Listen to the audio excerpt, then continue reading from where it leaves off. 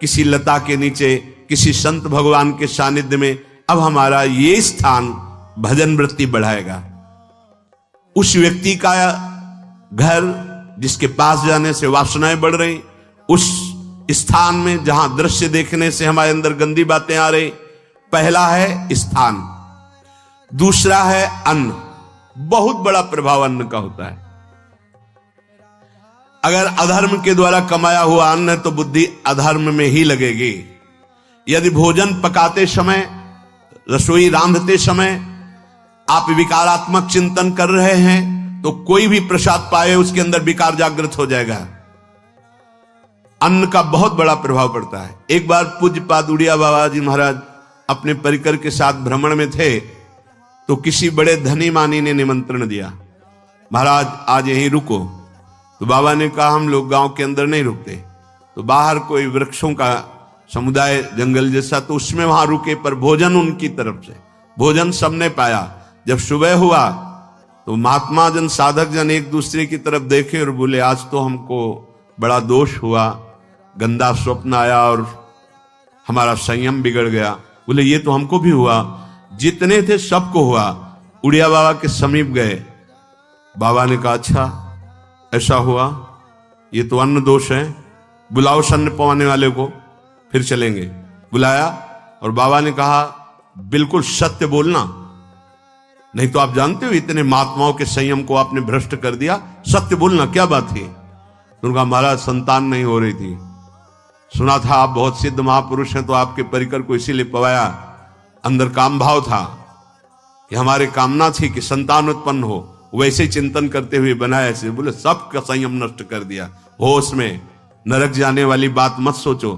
अरे संतों को पवाओ जैसे अपने पुत्र को पवाते हैं, ऐसी भावना करनी चाहिए। आज हो भाग्य तो परिणाम खुद मंगल में निकलेगा। काम भाव से युक्त होकर क्यों बनाया, सब संतों के अंदर विकार पैदा कर दिया। अन्न का प्रभाव पड़ता है, हम जैसा अन्न पाते हैं वैसा। कई बार सुनाया है, सिद्ध महापुरुष पूज्य प्रातः स्मरण श्री बलराम दास जी महाराज झाड़ू मंडल के, यमुना के पावन तट पर ही है, रास मंडल के पास ही, वो अपने एक लता के नीचे बैठे हुए भगवत चिंतन कर रहे थे। अचानक यमुना जिस नजदीक है तो कोई माई स्नान किए हुए निकली तो नेत्रों ने देखा और विकार उत्पन्न हो गया।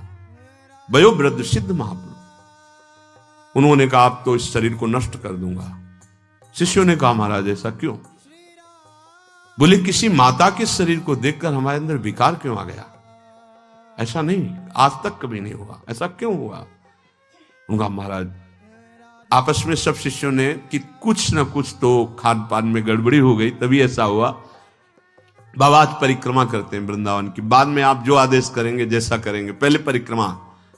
वृंदावन की परिक्रमा का बहुत बड़ा प्रभाव, जब कभी मन आपका ऐसा विक्षिप्त हो, परेशान हो, तत्काल परिक्रमा प्रारंभ कर देना, नाम जप करते हुए। आप देखना परिक्रमा पूरी होते होते शांति हो जाएगी। बाबा ने खूब नाम कीर्तन करते हुए शिष्यों के साथ परिक्रमा दी, मन का विकार शांत हो गया। उनका ऐसा कैसे हो सकता है कि हमारे अंदर विकार आ गया? ये बड़ी सूक्ष्मता का विषय है। कल प्रसाद कहां से आया था? उस समय लाड़िले गोविंद देव जी महाराज यहीं विराजमान थे वृंदावन में। बोले तो ठाकुर गोविंद देव जी का प्रसाद आया था। लकुट उठाई, है वो तो भगवत स्वरूप, तस्मित तज्जने भेदा भावात। भगवान और भगवान के ऐसे जनों में भेद नहीं होता, वो भगवत स्वरूप होते हैं। गए और कहा बताओ आपका प्रसाद न पावे तो अपराध लगे कि प्रसाद नहीं पाया, और प्रसाद पावे तो हमारे अंदर काम जागृत हो जाए, हम तो मरे ना दोनों तरफ से। तो ठाकुर जी बात कर रहे थे, दूसरों को नहीं सुनाई दे रहा था। कह रहे थे कि देखो नाराज मत हो, कलकत्ता की वैश्या थी, उसने भोग लगाया, अब उसने भोग लगाया तो हमने चख पाया। तो आपको प्रसाद का किनका लेना चाहिए? किसने कहा था कि पूरा प्रसाद पाइए? जरा किनका ले लेते हो, मधुकरी पाते। हाँ ये बात आपकी मान। तो हमारा तो पूरा विश्व है, कोई भी भोग लगाएगा हम तो पाएंगे। और हमारे प्रसाद की निष्ठा आप सबके हृदय में, तो किनका लीजिए, पूरा मत पाइए। सोचिए, भगवद अर्पित प्रसाद और वृत्ति भगवान ने आदेश किया किंद का पाओ, मां धोकरी मांग के खाओ। यहां वर्णन कर रहे यदि हम अन्न थोड़ा भी हमारे अंदर दूषित चला गया, तो जब कभी ऐसी विकार की भावना हो, आपके अंदर विकार बन रहा है, तो खोजिए। आपने कोई दृश्य देखा है, आपने किसी से बात की है, आपने कोई ऐसा संकल्प बनाया, नहीं, तो फिर भोजन दोष आ गया। अब आज उपवास कर दो, जब तक वो वृत्ति न नष्ट हो तब तक कुछ मत पाना, जल से काम चलाना, तो एक दिन एक पहर अपने आप शांत हो जाएगा। अगर बहुत विकलता हो रही तो नाम कीर्तन शुरू कर दो, भोजन मत पाना, नाम कीर्तन शुरू, बिल्कुल शांति मिल जाएगी, बिल्कुल। और ये तो उदाहरण महापुरुष इसलिए देते कि हम सावधान रहें। हमारे अच्छे भाव या बुरे भाव में ये 10 बातें बहुत प्रभाव डालती हैं। पहला स्थान, दूसरा अन्न, और तीसरा जल। पानी भी बहुत संभाल के ले। आजकल तो देखो प्रायः ऐसे दांत से प्लास्टिक नोचेंगे, ऐसे पानी पिएंगे, कब भरी गई, कहां भरी गई, कैसा पानी, बड़ा देखो कैसा हमारे भजन साधन के लिए विक्षेप पैदा होता चला जा रहा है। पहले सुंदर सरोवरों का जल, मतलब 15 वर्ष तो गंगा जल ही केवल पिया है, जो आकाशवृत्ति से मिला नहीं, गंगा जल ही पिया है। कुआं का जल, फिर आया हैंडपैप का जल, अपवित्र होने लगा। हैंडपैप में जो वाशर, अगर वो कहीं चमड़े का पड़ा हुआ है तो अपवित्र जल हो गया। अब हैंडपैप का भी अंतर ध्यान स्वरूप हो गया, अब तो नहीं दिखाई देता। अब रह गया है मोटर से निकले और फिल्टर में जाए, वो मशीन जो फिल्टर करती पानी को, आरओ, उससे। अब वो जिनके पास है तो है, नहीं तो परिक्रमा लगाया हो, आपको पानी पीने को नहीं मिलेगा। देखो कैसा समय आ गया। भोजन, पहले कोई दगाबाजी भोजन में तो नहीं करता था।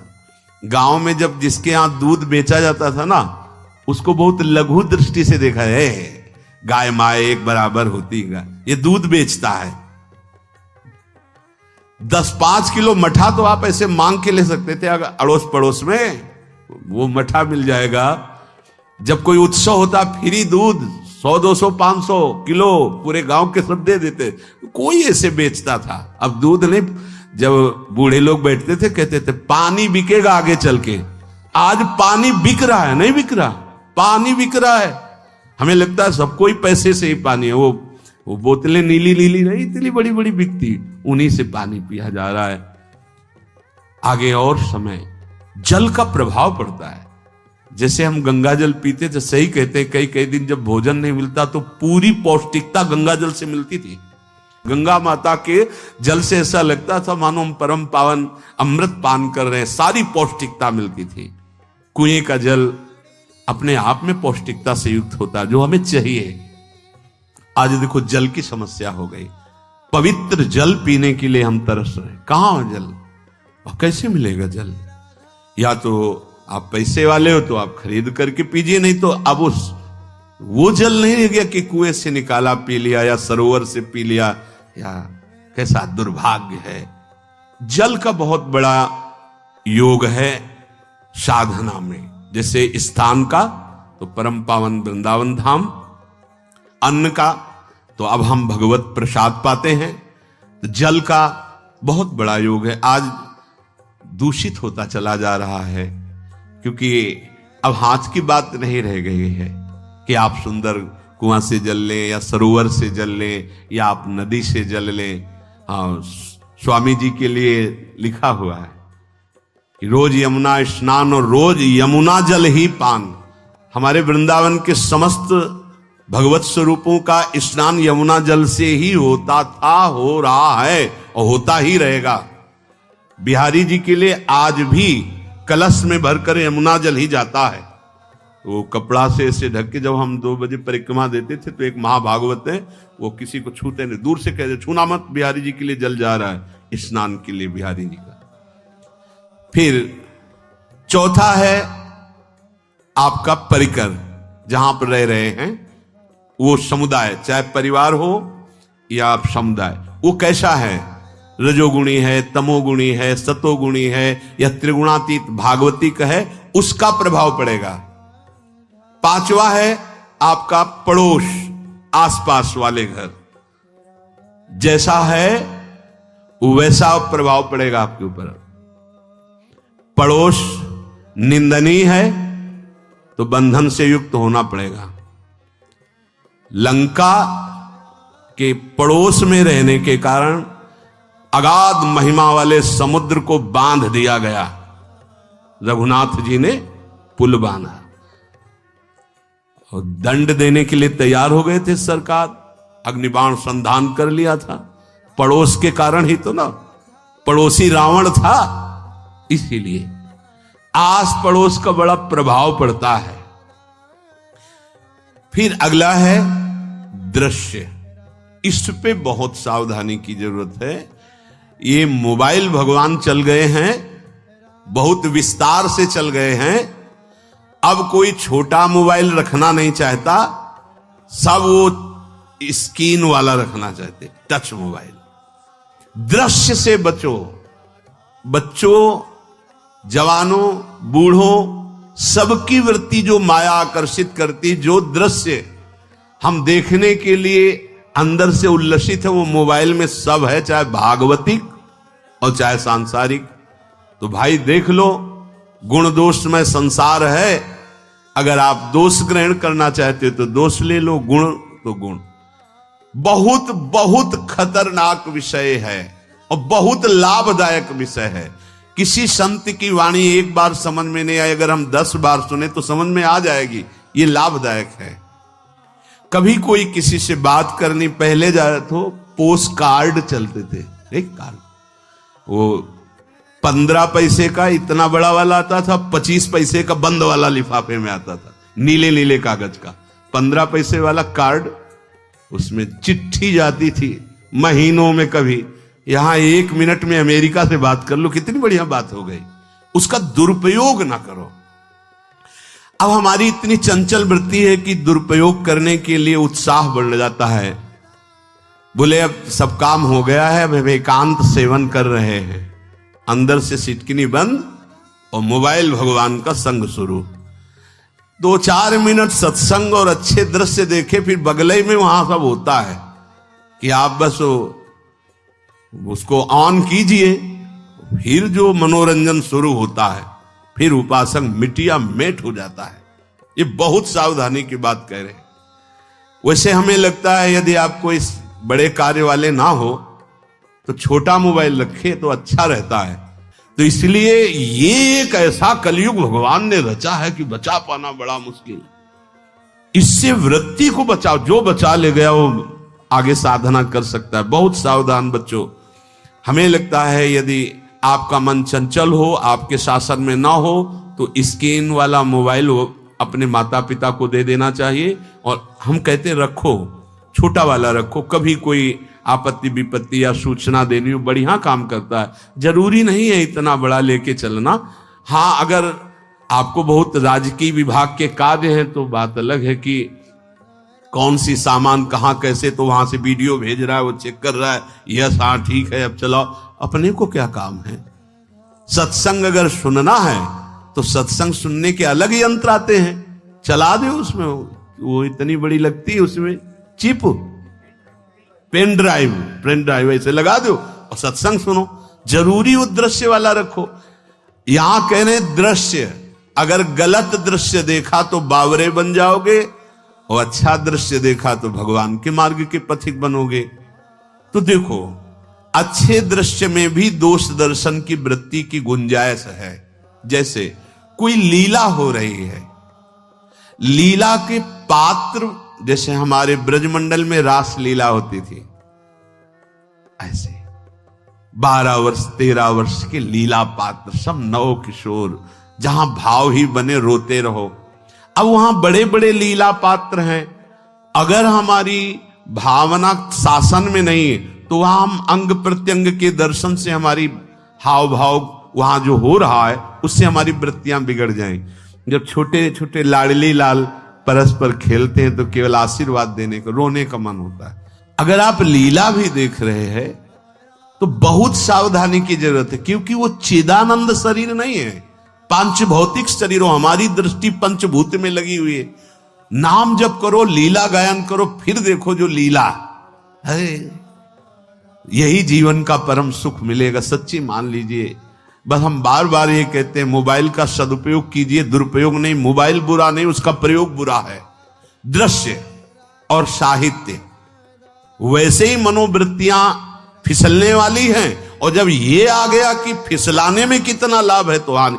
ऐसा कोई साहित्य और आलोचना, ऐसी कोई वार्ता ना करे जिससे हमारे अंदर गंदे भाव आवे। यदि अच्छी चर्चा करते हैं तो अच्छे भाव आते हैं। देखो अभी ऐसी कोई भावुक चर्चा होने लगे तो सबका हृदय द्रवित हो जाएगा, और गंदी चर्चा हो तो हमारा हृदय विकार युक्त हो जाएगा। और कार्य, आप जो कार्य करते हैं उसका प्रभाव आपके मन के ऊपर पड़ता है। और उपासना, आप उपासना भोगों की करते हैं या योग की करते हैं?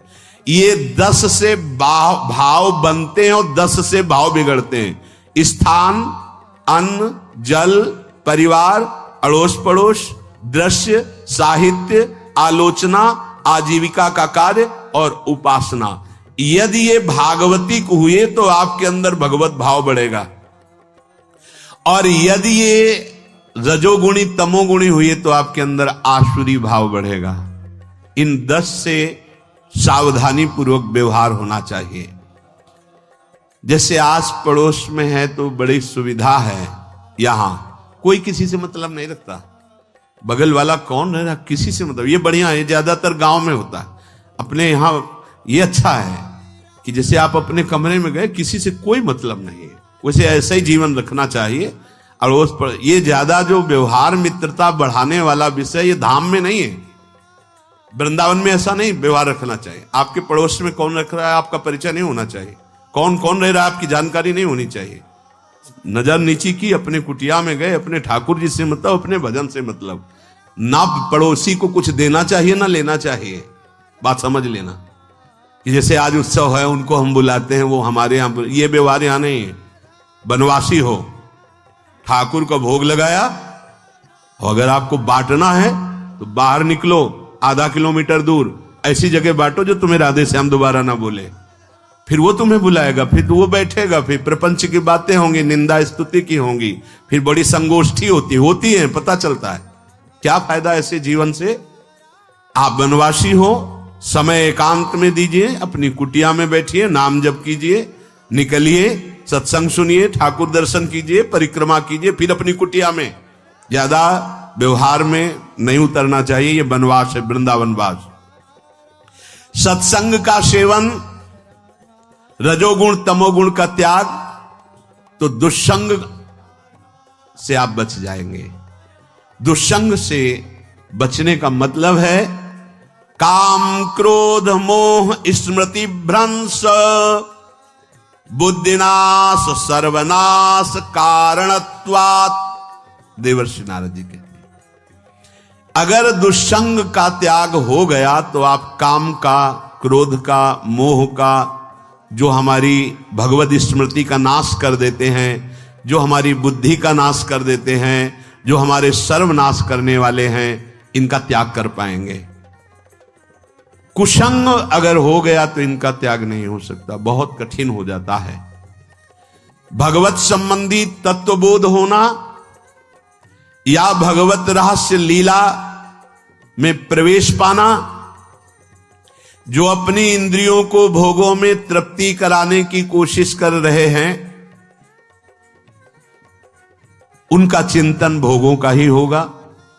तो कैसे तत्वबोध होगा, कैसे लीला में प्रवेश होगा? बस ध्यान देना है, कैसे हो पाएगा?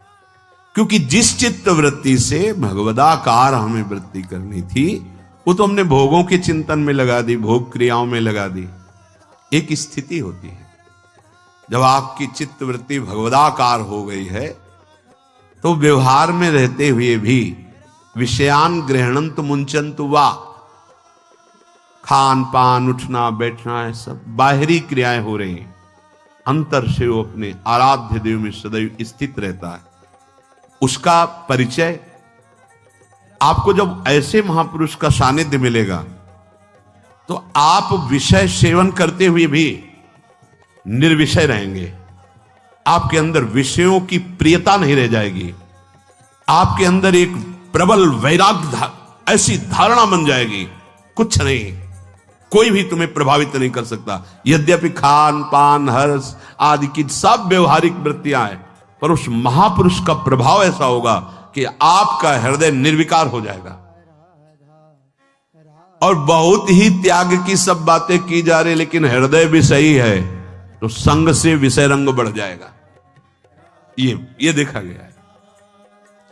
हृदय अगर निष्प्रिय है, जिसका हम संग कह रहे हैं, तो उसका परिणाम निष्प्रिय निकलेगा। व्यवहार में कुछ भी हो, निष्प्रियता ही आपकी बढ़ेगी, निर्विकारता बढ़ेगी, क्योंकि उसकी स्थिति का संग हो रहा है, उसका प्रभाव पड़ रहा है।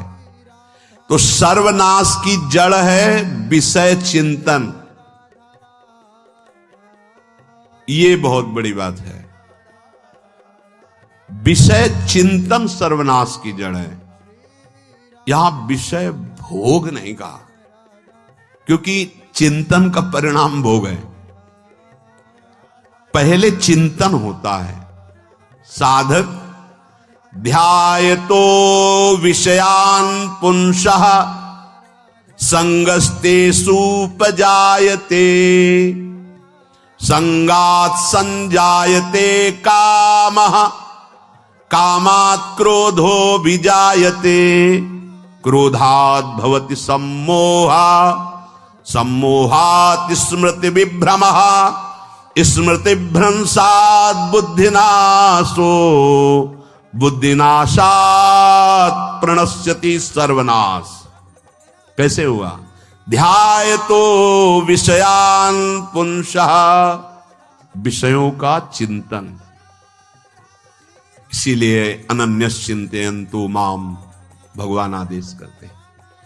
विषय चिंतन न होने पावे, बिना चिंतन किए आपको कोई भी सुख नहीं मिल सकता। आप देख लीजिए, जगत के किसी भी भोग का सुख नहीं मिल सकता।